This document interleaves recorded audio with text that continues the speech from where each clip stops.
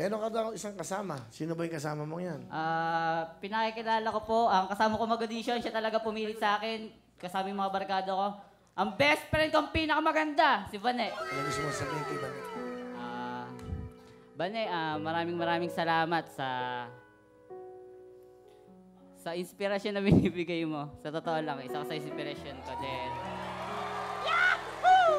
Ayun, sa pagtsatsaga, sa effort na pag may problema ko, nandyan ka. Ayun. Kinakabahan talaga ako eh. Ayun, maraming salamat kasi pag may problema nga ako, nandyan ka. Tapos, parang, di ko alam eh, iba na yung feeling. Pero,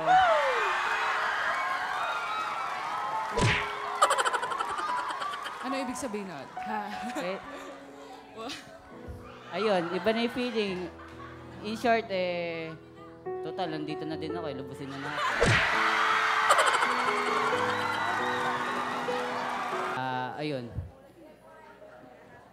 Bane, isa ka sa inspiration ko. Lagi kita naisip. Yan. Ayun nga, siguro.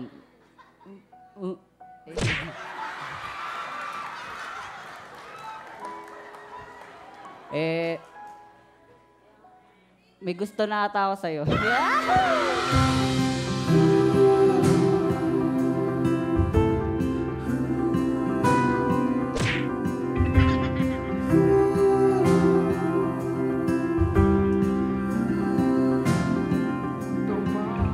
Ayun, hindi ko naman...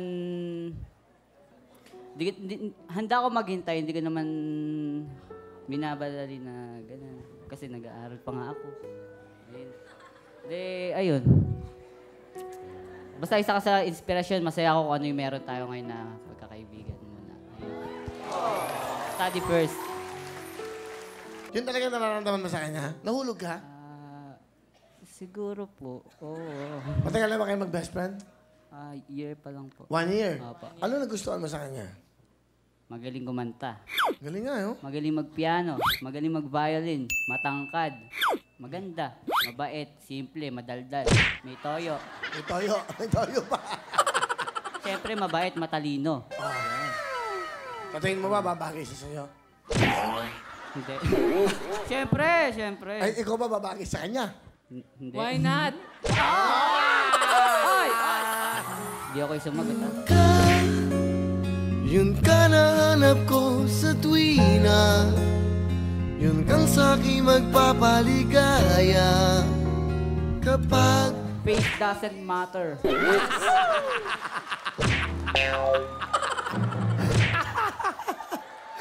Hindi age.